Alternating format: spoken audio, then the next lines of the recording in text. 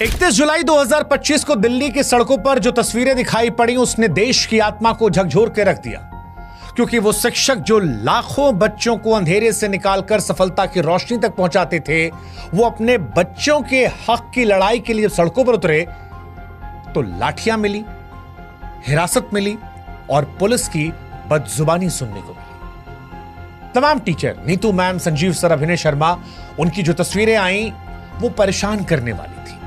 परेशान इसलिए क्योंकि गुरु अपने छात्रों के हक की बात करने आए थे। एक टीचर का टूटा हुआ हाथ दिखाई पड़ा और तब लगा कि ये उस व्यक्ति की चोट नहीं है, उस व्यवस्था की गूंगी बर्बरता का प्रतीक है जो इंसाफ देने से डरती है। सवाल उठा कि क्या यही वो भारत की कल्पना है जो हमने की है, जहां गुरु को सजा मिलती है क्योंकि वो अपने बच्चों के लिए आवाज उठा रहा है? सच कहें तो ये जख्म सिर्फ शरीर पर नहीं है, हर उस मेहनतकश युवा की उम्मीद पर लगे घाव हैं जो दिन रात मेहनत करके नौकरी की आस लगाए बैठा है। ये हर उस माँ बाप की पीड़ा है जो बच्चे को बेहतर कल देना चाहती है। और इसीलिए हम कह रहे हैं कि ये सिर्फ एक प्रदर्शन नहीं है, ये उस व्यवस्था के खिलाफ एक चीख थी जो पारदर्शिता का दावा तो करती है लेकिन सवालों से आंखें चुरा लेती है।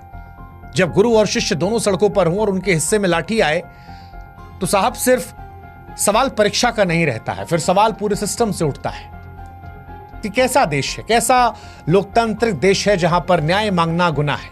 क्योंकि जब शिक्षक और छात्र दोनों इंसाफ की मांग करते लहूलुहान हो तो लड़ाई सिर्फ उनकी नहीं होती है, लड़ाई पूरे समाज की होती है। और आज इसीलिए एसएससी सीजीएल विवाद पर जब उम्मीदें टूटी तो हमें लगा कि आइए इनका साथ दे एक बेहतर भविष्य के लिए।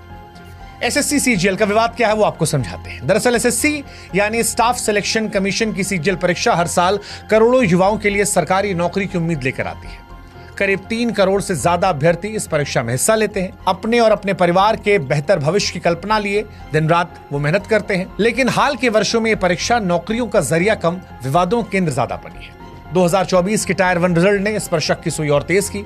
अचानक ऊंचा कट ऑफ और कुछ खास परीक्षा केंद्रों में लगातार चयन और रोल नंबरों का पैटर्न साफ साफ इशारा कर रहा था कि कुछ तो गड़बड़ है। छात्रों ने सिद्धांतली माना और फिर आवाज उठाना शुरू कर दिया। 2025 में हालात और बिगड़े। एसएससी की सिलेक्शन पोस्ट फेज 13 परीक्षा के दौरान बार बार परीक्षा का रद्द होना, तकनीकी खामियां और कई केंद्रों पर छात्रों के साथ बदसलूकी ने आंदोलन को भड़का दिया। हजारों अभ्यर्थियों और शिक्षक दिल्ली चलो आंदोलन के तहत दिल्ली के जंतर मंतर और कई और इलाकों पर प्रदर्शन करने पहुंचे, न्याय की मांग कर रहे थे। लेकिन इस न्याय की मांग के बीच में इन्हें लाठियां, गिरफ्तारी और इनके गुरुओं की पिटाई को देखना पड़ा। जो शिक्षक अपने छात्रों को देश के निर्माण की राह दिखा रहे थे आज लहूलुहान थे। जो शिक्षक जो किसी समाज की नींव होते हैं अपने ही छात्रों के लिए सड़क पर जब उतरने को मजबूर हो गए तो यह समझ में हमें भी आ रहा था कि सिर्फ परीक्षा नहीं, लोकतंत्र की आत्मा घायल हो रही है। और नीतू मैम, अभिनय शर्मा या भोला यादव, आदित्य रंजन, ये आज सिर्फ एक कोचिंग सेंटर के शिक्षकों के नाम नहीं थे, ये उस आवाज का प्रतीक थे जो छात्रों की उम्मीदों के लिए आज सामने आए थे। एक शिक्षक ने जब पुलिस वाले से पूछा कि आप इतना डरते क्यों हैं सवालों से, तो पुलिस वाले ने कहा वर्दी पहनोगे समझ में आएगा। शिक्षक ने कहा पहनी तो उतार दी, बोला मर्द होते तो पहने रहते। इस तरह के शब्दों का चयन शिक्षक को लेकर मर्दानगी का जिक्र करना, समझ नहीं आ रहा था कि किसे बचाया जा रहा है, किसे छिपाया जा रहा है, क्योंकि हक की बात करना कहां से गलत हो जाता है। वो पुलिस वाला भी जो नौकरी कर रहा है उसे भी किसी ने पढ़ाया होगा। और क्या बात रखने के लिए डंडा पड़ेगा? शिक्षकों का यह आरोप था कि एसएससी ने जिस एडुकेटी नामक कंपनी को परीक्षा आयोजन की जिम्मेदारी दी वो पहले से ही तकनीकी खामियां और गड़बड़ियों के आरोप से घिरी है। फिर भी बार बार उसी कंपनी को जिम्मेदारी देना क्या महज लापरवाही है या कुछ और गहरा? क्या ये एक सुनियोजित खेल नहीं जिसमें छात्रों के भविष्य दांव पर लगाया जा रहा है? लाखों युवा हर साल मेहनत करते हैं, सालों का संघर्ष होता है, उनके परिवारों की उम्मीदें होती हैं। क्या ये सब कुछ एक ऐसी कंपनी के भरोसे छोड़ देना ठीक है जिसकी साख पर पहले से सवाल है? अभ्यर्थी कई मांग कर रहे हैं। एसएससी सीजीएल अभ्यर्थियों ने अपनी मांगों को स्पष्ट किया। ये मांगे न केवल उनके हक की लड़ाई थी बल्कि एक पारदर्शी और निष्पक्ष व्यवस्था की स्थापना की तरफ इशारा कर रही थी। पहली मांग थी एडुकेटी पर प्रतिबंध। इस कंपनी की तकनीकी अक्षमता और संदिग्ध भूमि के चलते छात्र कह रहे हैं कि इसे परीक्षा आयोजन से हटाया जाए। दूसरा, परीक्षा और परिणाम की तारीखें तय हो। यूपीएससी की तरह वो भी कह रहे हैं कि एसएससी भी एक निश्चित कैलेंडर जारी करे जिसमें परीक्षा और परिणाम की तारीखें शामिल हो। तीसरा, पारदर्शी नॉर्मलाइजेशन प्रक्रिया, नॉर्मलाइजेशन की प्रक्रिया में पारदर्शिता हो ताकि अभ्यर्थी को शक न रहे। चौथा, परीक्षा का उत्तर उचित हो, प्रश्न पत्र में गलतियां ना हो और एक ही सवाल अलग अलग पालियों में ना पूछा जाए। 5वां, नियुक्ति में तेजी। भर्ती प्रक्रिया पूरी होने के बाद नियुक्ति तुरंत हो, ना कि पुरानी भर्तियों कारण रुकी रहे। 6, वेटिंग लिस्ट। चयनित अभ्यर्थियों के बाद वेटिंग लिस्ट जारी की जाए। 7वीं, परीक्षा केंद्रों की सुगमता। केंद्र दूर दराज या पहुंच से बाहर ना हो, यातायात और बुनियादी सुविधाएं उपलब्ध हो। इसके अलावा प्रशिक्षित स्टाफ की मांग थी निष्पक्षता के साथ कि केंद्रों पर जो प्रशिक्षित कर्मचारी हों, इसके अलावा अभ्यर्थियों के साथ दुर्व्यवहार न किया जाए और तकनीकी खामियों का अंत हो। सर्वर धीमा, सिस्टम हैंग होने जैसी समस्याएं जो हैं वो खत्म कर दी जाए। अब ये कोई असंभव मांगे नहीं है या कोई ऐसी नाजायज मांगे नहीं है। ये एक ऐसी व्यवस्था की मांग है जो निष्पक्ष, पारदर्शी और अभ्यर्थियों के प्रति जवाबदेह हो। हर कुछ सालों में जब एसएससी का नाम बार बार विवादों में आता है, धांधली के जरिए, पेपर लीक के जरिए अभ्यर्थियों का भरोसा टूटता है, तो फिर ये मांगे नाजायज नहीं लगती हैं। 2017-18 में जब लाखों युवाओं ने पेपर लीक के खिलाफ सड़कों पर आवाज उठाई थी, तब कहा गया था कि सीबीआई जांच होगी, सुधार होंगे, लेकिन हुआ कुछ नहीं। वही ढाक के 3 पार। ना कोई जवाबदेही तय हुई, ना व्यवस्था बदली। और अब जब 2024 में फिर वही कहानी सामने आई तो छात्रों को झटका लगा और इसी वजह से ये छात्र जो हैं ये खुलकर निकलकर सामने आए। लाखों अभ्यर्थी समझ ही नहीं पाए पिछली बार कि चयन से चूक कैसे गए या किसी और की सेटिंग कैसे उन्हें आगे निकाल गई। 2025 में हालात बेकाबू हैं, छात्र फिर परेशान हैं और इसी वजह से जब तकनीकी खराबियां नहीं कम हो रही, परीक्षा केंद्रों पर बदइंतजामियां नहीं रुक रही, छात्रों का भरोसा टूट रहा है, तब छात्र शिक्षकों के साथ सड़कों पर उतरे थे। लेकिन वहां ये लाठीचार्ज एक समाज के तौर पर सवाल उठाता है। आज एसएससी का ये आंदोलन एक जन आंदोलन बन गया है।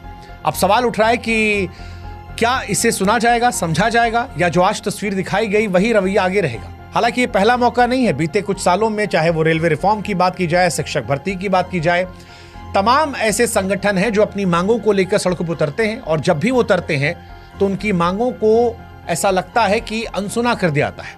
इस बार भी एसएससी अपनी खामियों को ठीक करने की बजाय ऐसा लग रहा कि आंख मूंद रहा है। क्या यह महज नाकामी है या जानबूझकर की जा रही लापरवाही ताकि भ्रष्ट तंत्र को पाल पोस कर जिंदा रखा जाए?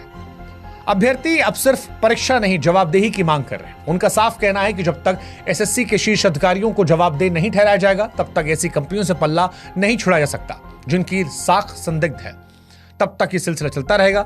यह आंदोलन अब सिर्फ रिजल्ट का विरोध नहीं, सिस्टम में छुपी उस चुप्पी और चालाकी का पर्दाफाश है जो हर कुछ साल में लाखों सपनों को चलती है। और आज इसीलिए सोशल मीडिया अभ्यर्थियों और शिक्षकों के लिए हथियार बना है। तमाम जो छात्र हैं वो अलग अलग हैशटैग के जरिए लाखों ट्वीट कर रहे हैं, एक्सपर्ट टॉप ट्रेंड कर रहे हैं। अभ्यर्थी अपनी अपनी कहानियों को साझा कर रहे हैं, कैसे उन्हें सालों की मेहनत की और कैसे आर्थिक तंगी में परीक्षा दी, कैसे एक भ्रष्ट व्यवस्था ने उनके सपनों को चल दिया। लेकिन सवाल यही है कि क्या सोशल मीडिया की आवाज सिस्टम के कानों तक पहुंचेगी या सिर्फ डिजिटल शोर रह जाएगी? जब अभ्यर्थी सड़कों पर उतरते हैं तो लाठीचार्ज होता है, जब शिक्षक बोलते हैं तो हिरासत में ले आता है। और यही सवाल होता है कि क्या लोकतंत्र में हक मांगना गुनाह है? लाठीचार्ज और हिरासत के बावजूद अभ्यर्थी शिक्षक हार नहीं मान रहे। वो नारे लगा रहे कि जब जब युवा बोला सिंहासन डोला। ये नारा उनकी हिम्मत को दर्शाता है। वो जानते हैं कि लड़ाई सिर्फ उनकी नहीं बल्कि करोड़ों युवाओं की है जो सरकारी नौकरी के सपने देख रहे हैं। शिक्षक नीतू मैम कहती हैं कि सबको इन लोगों ने मार के भगाया, लेकिन ये हिंसा अभ्यर्थियों का हौसला नहीं तोड़ पाई। वो फिर एकत्रित हो रहे हैं, अपनी मांगों को दोहरा रहे हैं और व्यवस्था से जवाब मांग रहे हैं। यह आंदोलन अब सिर्फ एसएससी तक सीमित नहीं, रेलवे, बीपीएससी और अन्य भर्ती परीक्षाओं में व्याप्त भ्रष्टाचार के खिलाफ एक बड़ा जन आंदोलन बन गया है। एसएससी सीजीएल को लेकर उठे विरोध प्रदर्शन सिर्फ एक परीक्षा या परिणाम का मामला नहीं, ये भारत की भर्ती व्यवस्था में फैले उस गहरे रोग का लक्षण है जो लाखों युवाओं के सपनों को चल रहा, शिक्षकों की आवाज को खामोश कर रहा और भ्रष्टाचार को खुलेआम फलने फूलने दे रहा। जिस सिस्टम में पारदर्शी की जगह संदेह हो और सवाल पूछने पर लाठियां मिले, यकीन मानिए वो देश विश्व गुरु तो नहीं बन सकता जहां पर छात्र और शिक्षक एक साथ लाठियां खा रहे। उम्मीद है सरकार, सिस्टम इस पर ध्यान देंगे। सरकार के पास दो रास्ते हैं, या तो छात्रों की आवाज सुने, शिक्षकों की बात माने, उनकी मांगों गंभीरता से लेकर उन संदिग्ध कंपनियों पर कार्रवाई करे, कार्यप्रणाली को बेहतर करे, पारदर्शिता और जवाबदेही सामने लाए, या फिर चुप रहकर इस पूरे भरोसे को रसातल में जाने दे जिसकी बुनियाद पर यह देश खड़ा है। आज युवा और शिक्षक सड़कों पर हैं क्योंकि सिस्टम ने उन्हें हर ओर से निराश किया है। उनके पास न्याय मांगने के सिवा कोई रास्ता नहीं बचा। लेकिन यह साफ है, लाठियां उनकी आवाज को दबा नहीं सकती, डर उन्हें चुप नहीं करा सकता। यह आंदोलन, ऐसा लगता है, तब तक नहीं रुकेगा जब तक बदलाव नहीं आता। सरकार से हमारी भी गुजारिश है, इतिहास भी यही कहता है कि भारत के युवाओं ने जब भी अन्याय के खिलाफ आवाज उठाई तब सिंहासन हिल गया, पूरी व्यवस्था हिल गई। बेहतर है कि भारत के करोड़ों छात्रों की अलग अलग विषयों को लेकर चिंता जो है उसे अनसुना ना किया जाए, उसे सुना जाए, नहीं तो कहीं ऐसा ना हो कि इतिहास फिर से खुद को दोहरा जाए। इसी उम्मीद के साथ हम उम्मीद करते हैं कि वो कानों तक जो आवाज नहीं पहुंच रही वो पहुंचेगी, और इन छात्रों को, इन शिक्षकों को हमारा भी समर्थन है। जय हिंद, जय भारत, नमस्कार।